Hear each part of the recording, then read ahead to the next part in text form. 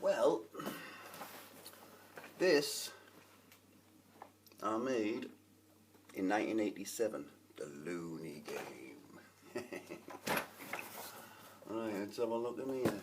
Right, here's the board. Yep.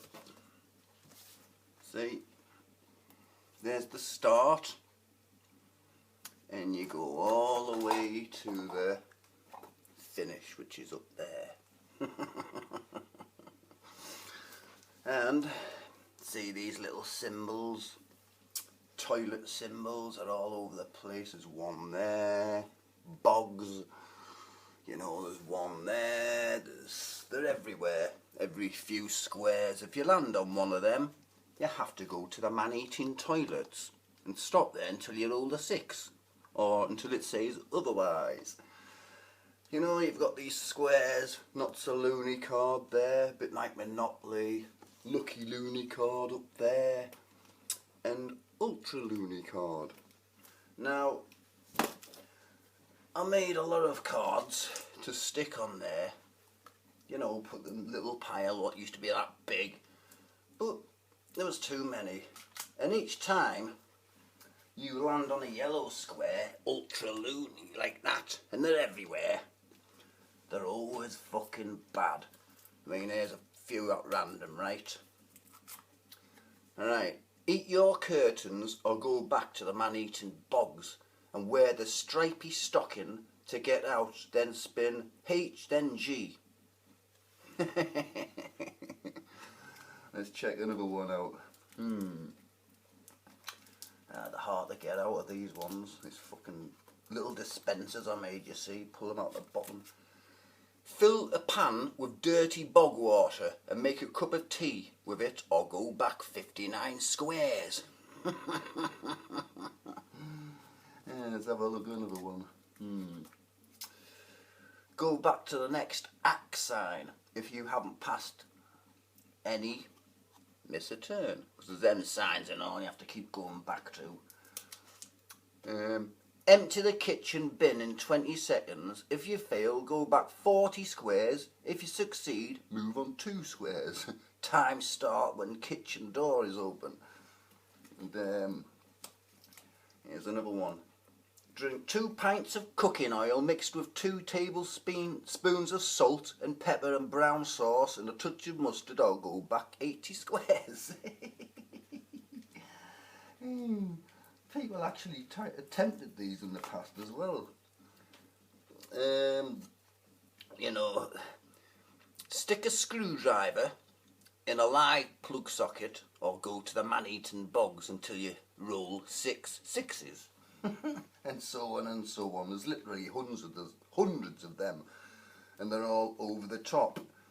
I mean, we used to have hours of fun at Crudder's Park when I lived on the 14th floor with these. There used to be 6, 7 of us, sometimes 8 of us playing for hours and hours and hours.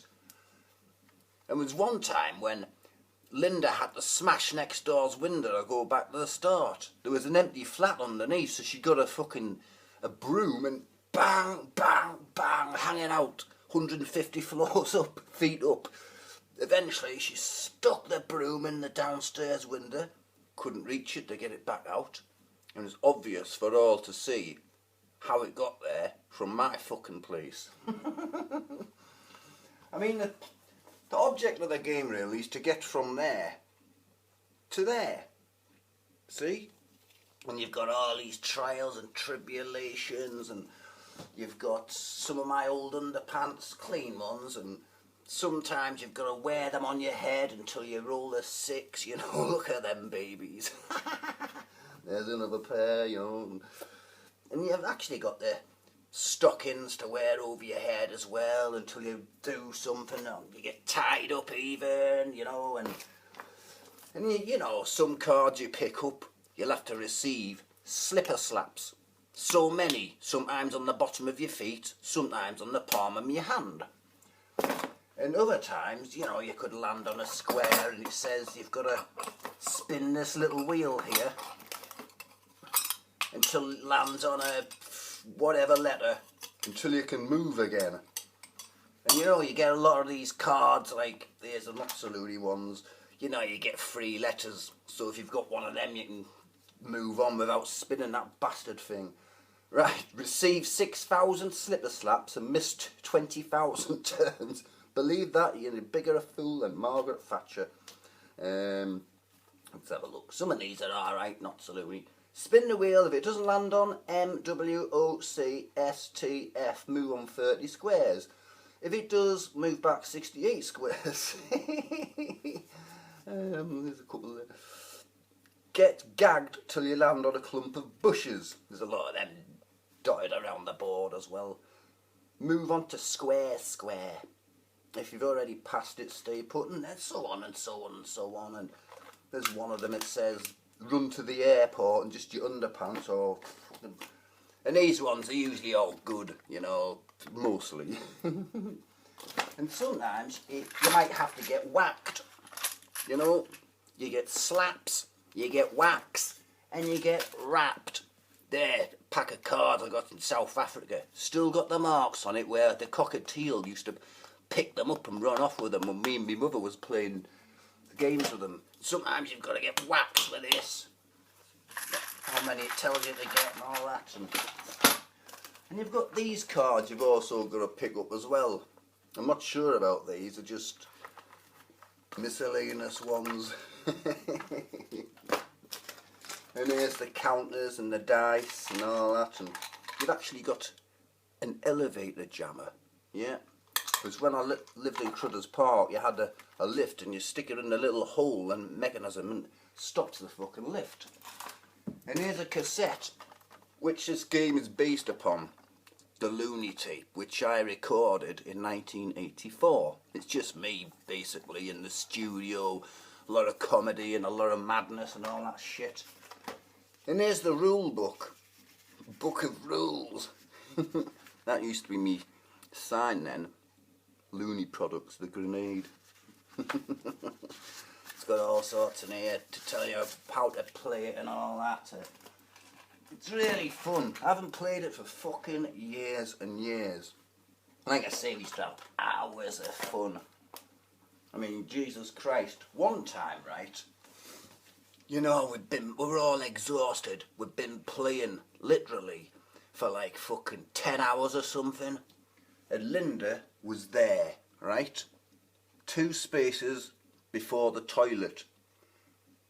The finish is just there. And we were all saying, Linda, you better not roll a 2. You better not roll a 2. She gets a 2. No, she was there actually, or a 3, I can't remember. And then she had to go all the way back to the man-eating toilets until she rolls a 6. And there's the... Where is it? The halfway mark is somewhere around here. I can't remember where, but once you get to that, there it is, you think, oh, I'm halfway there. But don't count your chickens, because you could land on a fucking ultra loony and go all the way back there again. You can't get out until you roll a 6 either. And there's all sorts of shit you've got to do with these cards. Like I say, there's literally hundreds of fucking cards.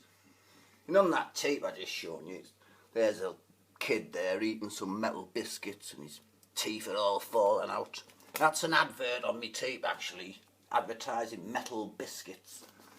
You know, you've got a toilet there, a man eating bog chasing someone down the fucking street. 2 kids hiding behind a letterbox waiting for somebody to mug.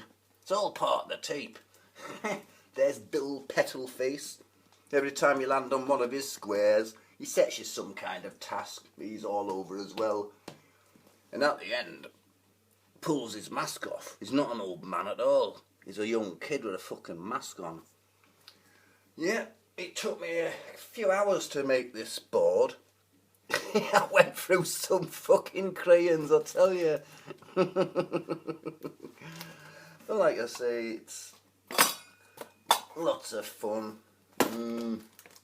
Let's read a few more of these cards since I've got a bit of time. When my strike runs out, you know, which is a month and a half now, I can go back to making videos over 15 minutes long. And there's something wrong here, it's fucking stuck.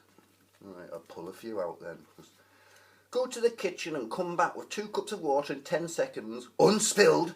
That means without spilling a drop, I'll go back to start.